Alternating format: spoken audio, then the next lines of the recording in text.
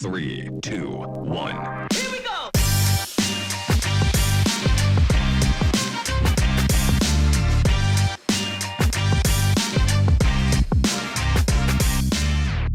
Welcome to the System and Soul Podcast, a place for founders and entrepreneurs to discover breakthrough in their business. I'm Benj Miller, fellow founder, business coach, and your host. This is your place to gain clarity and control as you lead through the challenges you face every day in your business. Running a business is just hard, so we're bringing you the conversations with people who are figuring it out, have figured it out, to help you find breakthrough. Welcome to the System and Soul Podcast. Ladies and gentlemen, Benj Miller back for another episode of System and Soul. And guess what? Co-host back in the house, Chris White. Welcome back. Missed you. Hey, good to be back. And today we've got a friend of the family. So Ted Bradshaw, I know you and Chris go way, way back. He is a speaker, an author, and an expert EOS implementer. So yes, we're bringing on the evil empire competition on the show. Hey, that's all right. Good people doing good work. Latest book, Stop Chasing Squirrels, 6 Essentials to Find Your Purpose, Focus, and Flow. Love that. We'll get into that today, talking about the top 3 things that are on his mind. But as always, Ted, you've got to introduce yourself with some interesting thing that we can't Google about you. All right. Well, here it is. Great to see you guys. And my interesting, ungoogleable fun fact is some years ago, I was scuba diving in Puerto Vallarta, and at 80 feet, I ran out of air. No air. Okay. So for a diver, I'm kind of panicking for you. So number one, before the rescue, spoiler alert, you survived. Yeah, I'm here. Yeah. Was there a malfunction on your equipment? Yeah. What went that? No. So I'll try to make this quick, but the context is important. So this is going back a ways, and we were told that if I wasn't a diver, I wanted to try it. And so we were told that Chico's Diving School is the place to go to do this. So, all right, sounds good, I guess. Our training was in the pool of the Holiday Inn. So if you can imagine all the vacationers with the carved out watermelons, drinking the booze out of the watermelons, and us in the middle of this pool. And they took us through all the things you need to do. Take the mask off, put it back on. I couldn't figure that out, so that probably should have been a clue. But you're in warm water. It's 4 feet deep, right? Big deal. This is easy. So we get out to dive. And prior to us diving, there was a big storm out at sea. It stirred everything up. So they warned us visibility is not going to be great. There are about 50 people on this boat. 45 of them were there to snorkel. Okay. So everybody, they were there to snorkel. So it was me, the non-English speaking dive master, a certified person who had all his own gear, a newbie that I didn't know, and my buddy, 5 of us. Okay. We jump in the water. It's freezing. I'm clawing my way down to the bottom of the anchor. And within 3 minutes of this dive, we're already missing a person. So the other inexperienced person didn't make it to the bottom of the anchor. The dive master left. He comes back, shows us, we didn't know where he was. We carry on. So the dive proceeds, and we were only supposed to go to 30 feet. But for whatever reason, I found myself at this, it was like the sea floor, which I also, and Benj, you'll appreciate this. I couldn't get my buoyancy right. I was monkeying around with it, right? Beating the crap out of the sea floor. Came to it was like the abyss where you swim over and it's nothing but dark blue. Yeah. And it freaked me out. So I'm breathing heavy and I swim back over the floor. And then I look at my gauge and it's 83 feet. Crazy. We shouldn't have been that deep. Swimming along now, and I look at my gauge and I'm at 1,000 pounds. I go to the lead guy, I tell him I'm at 1,000 pounds. He gives me the okay. So this was his first signal. Okay, great. A little bit of time goes by. I'm now at 500 pounds. Gives me the okay again, right? Now I'm like, okay, I guess he's okay. I'm okay. We're okay. I'm swimming along, and we are now in this little canyon, which we also shouldn't have been in. And in front of me was my buddy, and in front of him was the guy with all his gear, and in front of him was the dive master, and I could only see my buddy. And I'm breathing, and all of a sudden, it gets harder to breathe. And I get through 3/4 of a breath and nothing. And I thought it was like a gas tank. You know, if you're on E, you can still go another couple miles. Right. No, it's out. I swam past my buddy. I went to the guy with all his gear. I gave him the no air sign. He's like, what? I show him my gauge, and he's, you know, his eyes light up like a Christmas tree, and he's no help. So I swim, find the lead guy. I'm now getting pretty close to being like right out. I give him the no air sign. He gives me the okay again. It's like, this is brutal. I was ready to rip his reg right out of his mouth. That's what was coming next. But he pulled out his spare reg, and up we went. Yeah. And now I'm here to tell the tale. Golly, man. I'm guessing you didn't leave a 5-star review. Have you dove since? I figured there was a 2-tank dive, okay? I figured if I didn't go that day, I was never going to do it again. Right. And so I actually went in the water again, and the certified, or the guy with all the gear said, you stick with me. Don't worry about him. And no matter where you are at 500 feet, you go up. So sure enough, I ended probably swimming about half a mile on the surface because I was out of air, but I did it. I came home, I got certified. I now know what I'm doing. And I've dove probably 100 times since. Oh, that's awesome. That's amazing. Back on the horse. That's amazing. I love to dive, but that's always just in the back of your head. An equipment malfunction down there is not what you want. Even worse to have a dive instructor malfunction. Totally. Yeah. That was a people issue for sure, guys. Yeah. Well, that's a good segue. So the top 3 things that are on your mind that you're wrestling with, this is going to be fun because you already kind of laid it out. But the first thing's working on the business versus in the business, something that everyone struggles with. Second thing, the idea of a personal operating system. And we're going to finish up here talking about how do we leverage AI. So I'll let you dive in. Working on the business, in the business, what are you wrestling with? What's on your mind? Well, so this is as we've started to come out of, I guess, the pandemic and things closing down and opening again. I think there was this whiplash that occurred. I don't know if you guys have seen this, where a lot of good work was undone during COVID, maybe because people had to be let go, or maybe because it was all hands on deck. And so I found a lot of leaders, and myself included, actually, post-COVID, finding themselves back doing a lot of the work and not putting themselves in a position to get back to where they were, quite frankly, before COVID, and really being more the captain of the ship, bringing the right people around them, and not, again, not being in the weeds, not constantly day to day grinding. Yeah. So that's one of the things I've been seeing too much of lately. And like I said, I'm included in that category.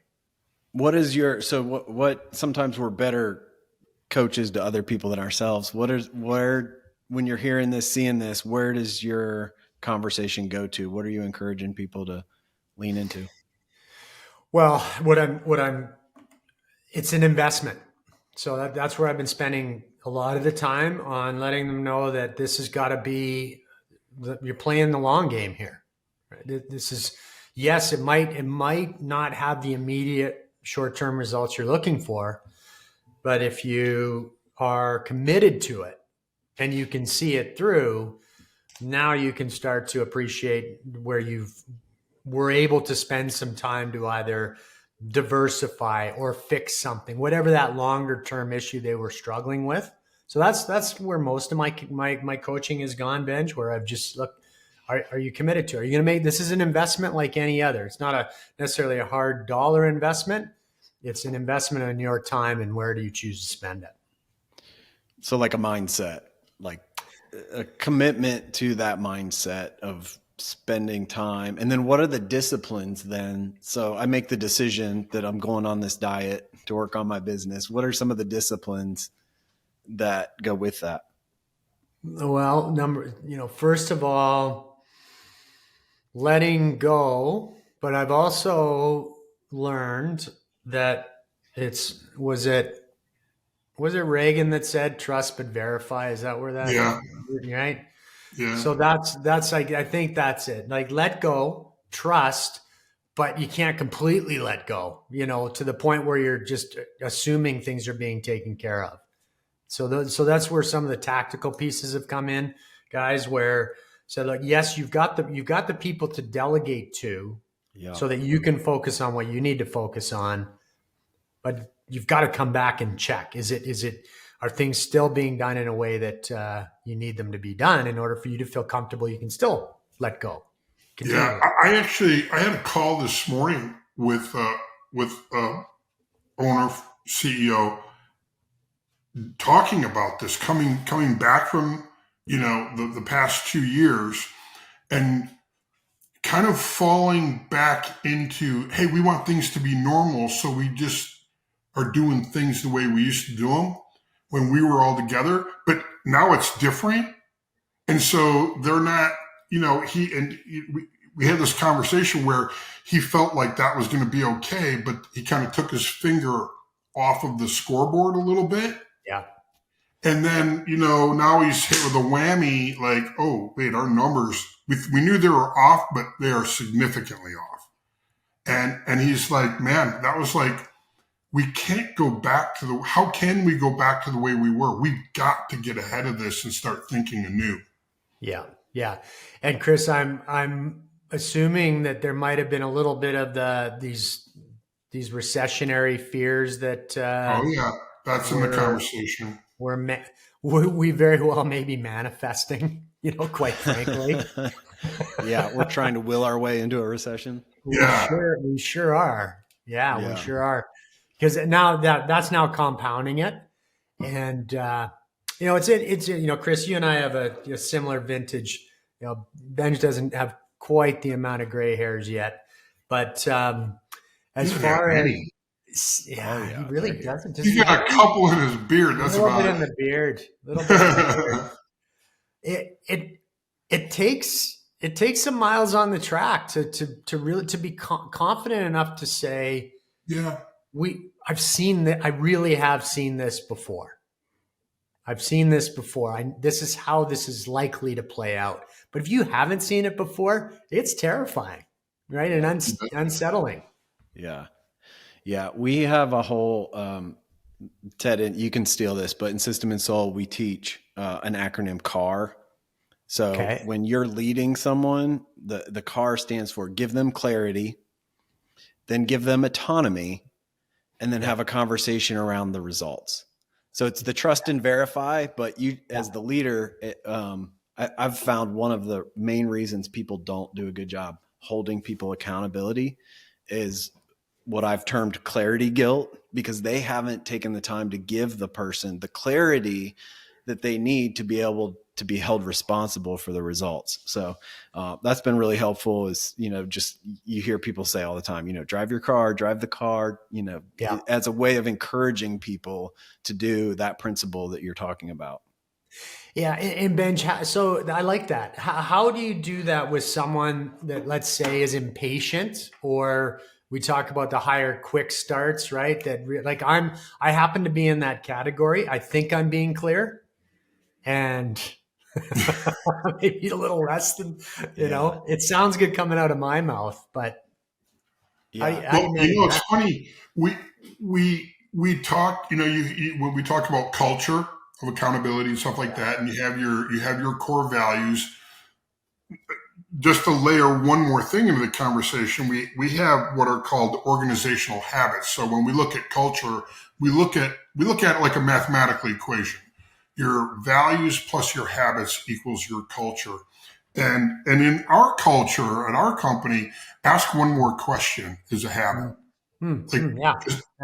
Ask one more question. And it's that manager-managee relationship, right? Where the manager's got to provide, clarity around roles, responsibilities, mission, KPIs, all that stuff, right? Yeah.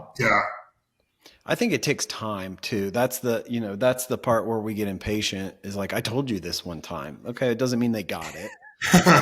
So it takes an ongoing conversation, and there's a commitment. This is maybe the mindset thing you were talking about of letting go of I could fix this in 5 minutes, or I could fix it forever in an hour. Yeah. And what am I going to do right now is a leader's dilemma, because time is always at a maximum. But if I don't fix it forever, then I'm going to be fixing it right now over and over and over and over again.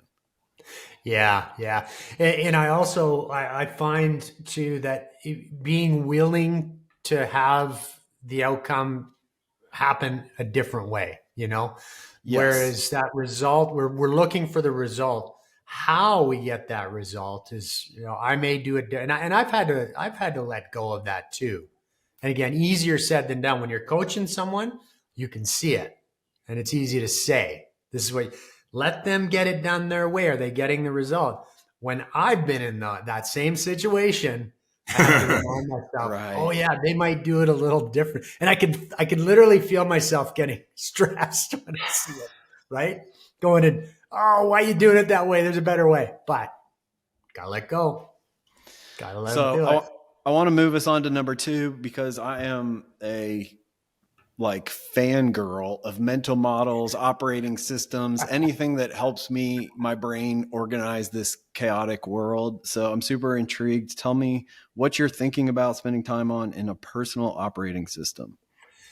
This, Benj, this is my passion project. This is, as you guys are doing great things with companies, with leadership teams and owners and so forth. For me, a good part of my journey over the last 20 years, 25 years now, was somewhat more in many ways stumbling along, just setting goals, but not really with any long-term idea of where those goals were going to take me. And I also started to suffer from this, and as I've done some research on this, high achievers, it's not just something we're wired with. There's a chemical dopamine hit to achieve certain goals. Sure. And as you start to become more successful and better at goal setting, and isn't this what we train our people to do, guys? We train them to set better goals. Yeah. This is how dopamine works.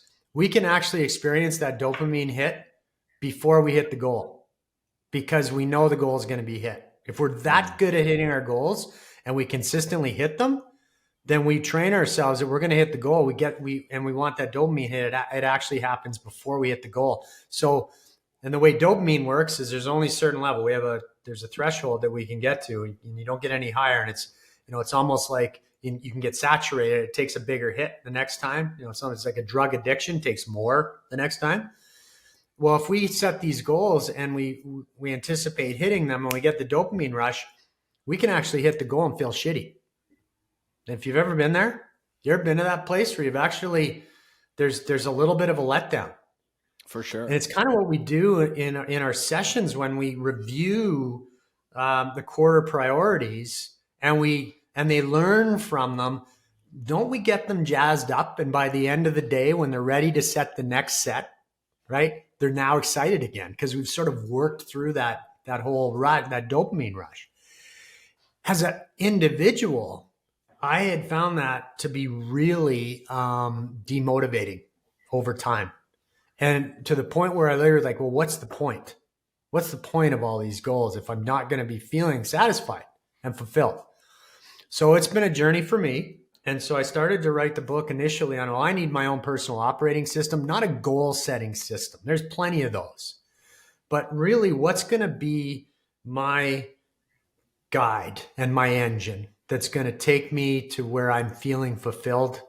And so I started this journey on my own, but then realized in watching very capable, successful people reach goals, achieve goals, and still feel like there's something missing.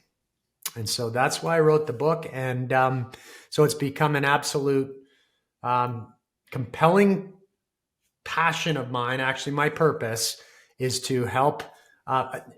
Definition here is those that want it. I call them achievers, right? If you're okay to watch, Netflix and eat popcorn, you're probably pretty darn happy. Stay there, right? But for those of us that are pushing and trying to achieve and accomplish, and if we're not feeling fulfilled, that's who this is for. So that's the idea of the personal or purpose operating system. And I tried to come at it from a root cause point of view, not the symptom. So there's going to be, I would say, a higher than normal percentage of our listenership that would go in that achiever category. So I'm sure they're going to be like, okay, I get what you just said, but what does that mean? What does it look like? How do I even approach thinking about this? So the framework, and I'll try to keep this simple, Benj, as simple as I can. If your listeners remember one thing, this is what I hope they remember from today. We're driven as achievers. It's almost and if I asked both of you guys, would you consider yourselves driven individuals? You would say yes. Meh.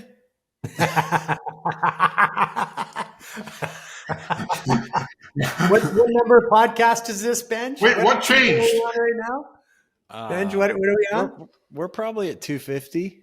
250. Okay. All right. Well, someone that's not driven likely doesn't make it past 5, because I'm sure it hasn't been smooth the whole way to 250. So here's the thing. Whatever drives us, that's more the question. And so I had started to do some research. What's going on? Why and a lot of this culminated in literally physical issues. I physically had panic attacks by this stress and anxiety of, it's one thing not to hit a goal, because then you can be like, oh, I'm not happy yet because I haven't done what I said I was going to do. It's bloody diabolical when you actually do and all of a sudden it didn't work, right? Yeah. That's a mess. That can be a mind F, right? Mm. So what I started to look at is, well, what is it that's driving me? Why am I driven? Was I born this way? Was it in my environment? What is it? And I discovered there are many, many drivers, but if you look at the root of drivers, are often negative. Things like anger and resentment, fear, yeah, guilt, materialism, a need for approval. And if we inspect some of these drivers, we can see that. And I've each one that I've just listed, I've been prey to. And it opened my eyes to, if these are the things that are driving me, well, no wonder that, if these negative aspects are the things that are propelling me forward. So the proposition that I make is, I identify those drivers. So they're part of us. Let's not ignore them. Let's not try to push them away. Step one is to understand that they are part of who we are. But now that they're, some of those may be unconscious drivers, by the way, we may not even realize it. But once we brought them into the light, now we can make a choice. Are we going to let resentment, for example, and a tool, if resentment has been driving you, and when I had my business a business breakdown some years ago. Chris and I think you and I have talked about this at least at one point. I carried some significant resentment from my former partners for a long time.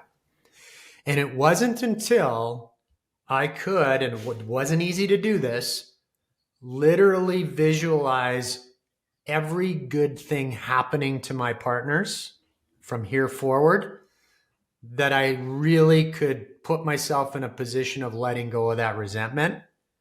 And it now all of a sudden my stress decreased. So there are tools once we uncover some of these drivers.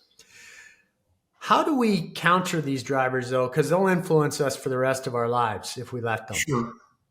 The idea is to change the term from being driven to being guided. And I used guided because the implication of driven is that you're not in control. You are literally being driven by someone or something else. When we choose being guided, we acknowledge that there's, number one, we will need other people to help us. So it's not just about us. So we are letting go of doing it all ourselves. If we've been those sort of, as Dan Sullivan would say, rugged individualists. It allows us to let go of that. And then it also, we're making a choice on to follow, right? Being guided. I will follow that. I'll follow that person or I'll follow that system or whatever it's going to be. And so I use the idea of transforming your drives into positive elements to be guided by. So for example, if you take a look at fear and the opposite of fear, it's abundance. So rather than by being driven by a fear of lack of or fear of not having, now be guided by abundance. So those are some of the key aspects of the personal operating system. And really, guys, what that's all about is acknowledging our past. It's acknowledging all of the things that have led us to where we are right now. So that's step one in this journey. And then, of course, it implies be guided by what? And that's where purpose comes in. I love all that. There's so many things in there that there are two main things that popped in my head. And the first one's probably a reiteration. The second one's going to lead to a question. But the first one is just my mentor coach has a phrase that success and failure are the same vortex. And that's his just packaging for the idea that it's obvious to us when we lose the Super Bowl or we bankrupt our company why we feel the way we feel. But the level of depression is actually greater the day after you win the Super Bowl, the day after you sell your company, because a lot of it comes down to purpose. I was so driven to this thing. I got it, and now my identity's actually gone. Instead of being fulfilled, it's actually gone. It's it's a paradigm. So I love what you're preaching. I think it's so important. So much of it comes down to our identity and our view of ourselves. And the second thing that I've been thinking about a lot lately, success is such a weird word, and it's kind of like brand or, like one of these words that nobody really knows what it means. But I heard the best definition of my life, and I think I'm sticking with this. Of course, that's asterisk until I change it. But it was a psychologist, and he said the success is actually a feeling, and the feeling comes from accomplishing what you set out to do. So the easiest way to feel successful is actually to set smaller goals. A bunch of wins in a row. Reaction on that. Oh boy. I agree with the first part.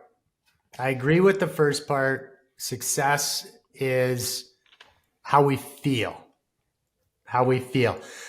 What I'm not so bought into is that it's a goal or some finish line that enables us to feel successful.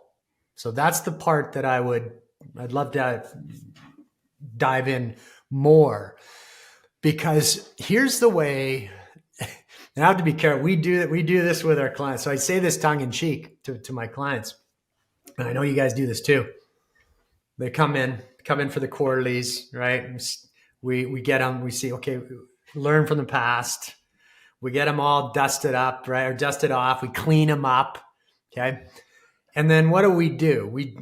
We pick up that baton that they've dropped, and we pick it up and we throw it further down the road. And then we say, go get it. I'll see you in a quarter.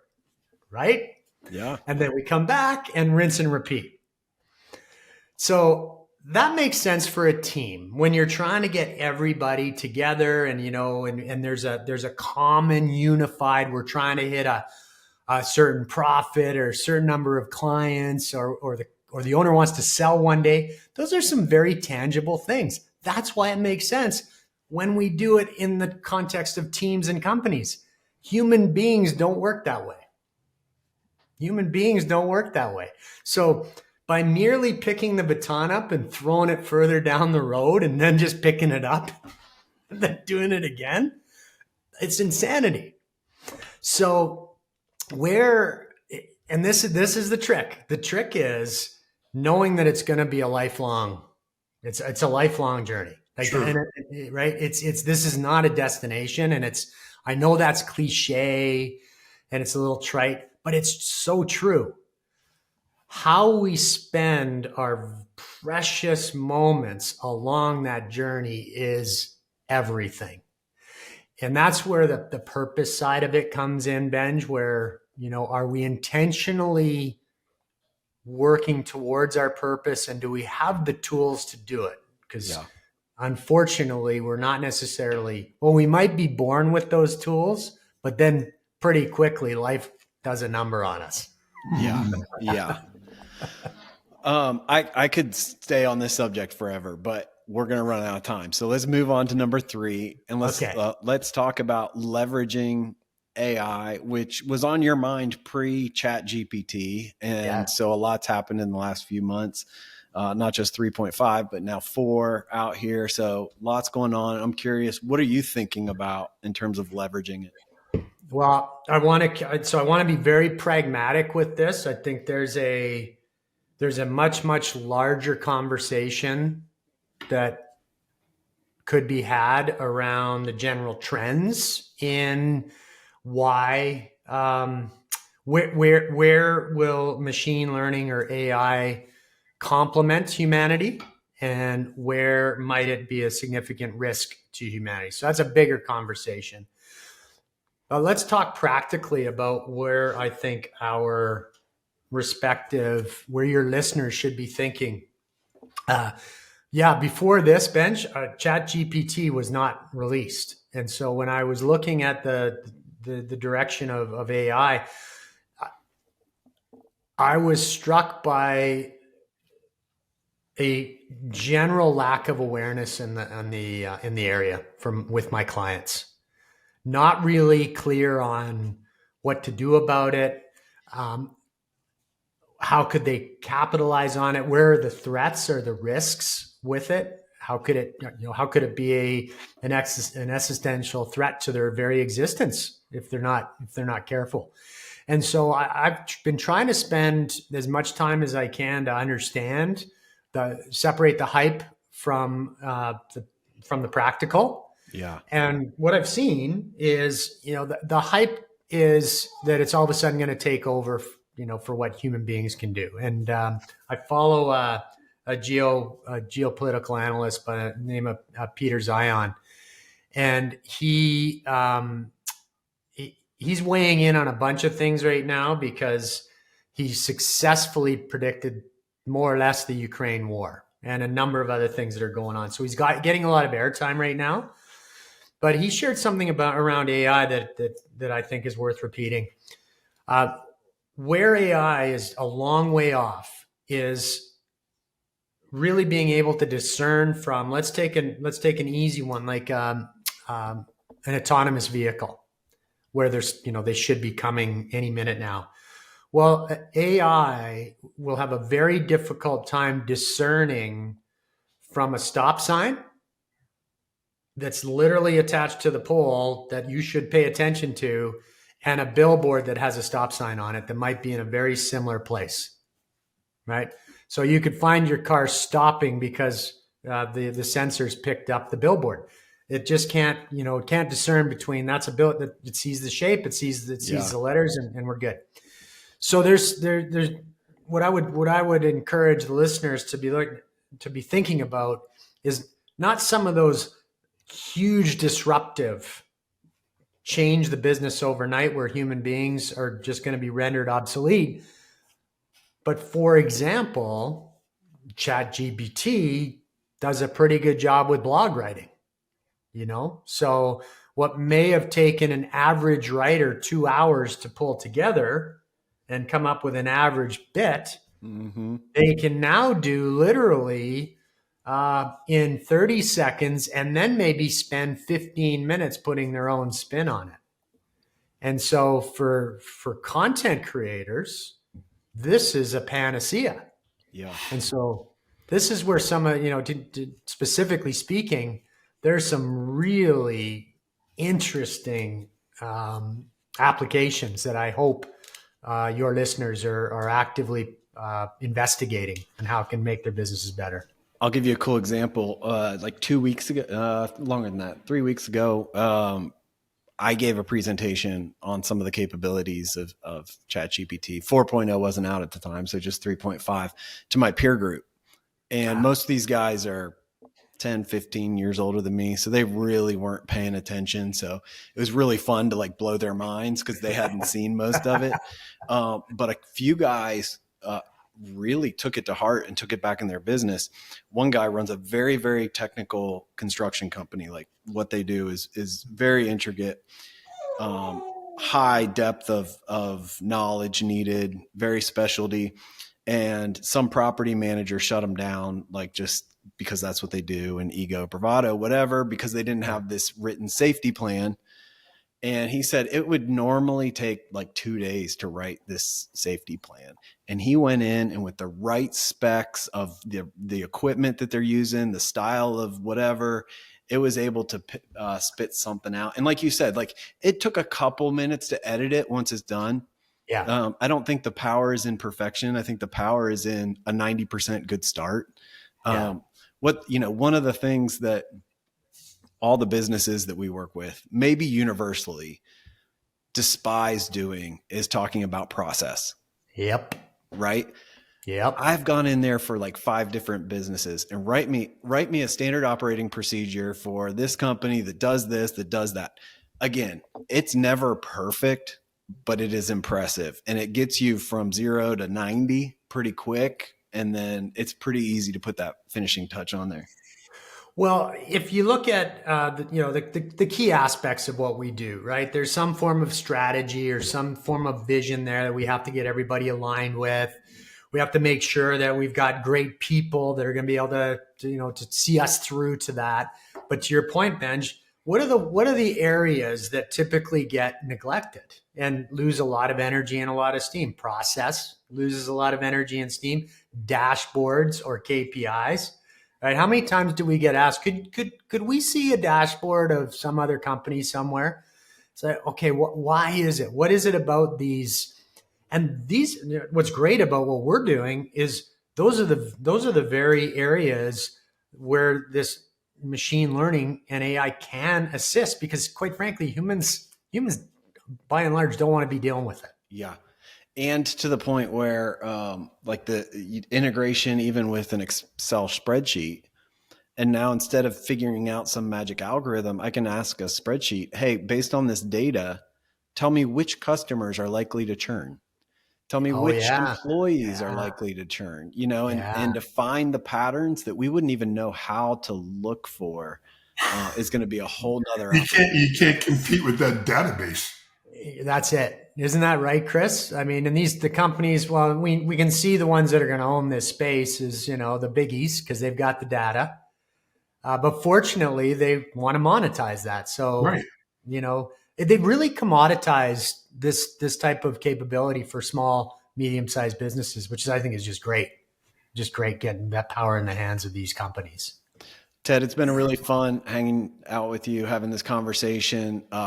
We're out of time, so I'm going to draw it to a close. If you enjoyed the conversation, check out tedbradshaw.com or go get his book. It's on Amazon. We'll put it all in the show notes. Ted, thanks for hanging out with us. Chris, awesome to have you back. Glad to be back, Ted. Glad to see you, buddy. Chris, so good to see you. And you too, Benj. Also good to see you. Thanks, Ted. All right, System and Soul, we'll see you next time.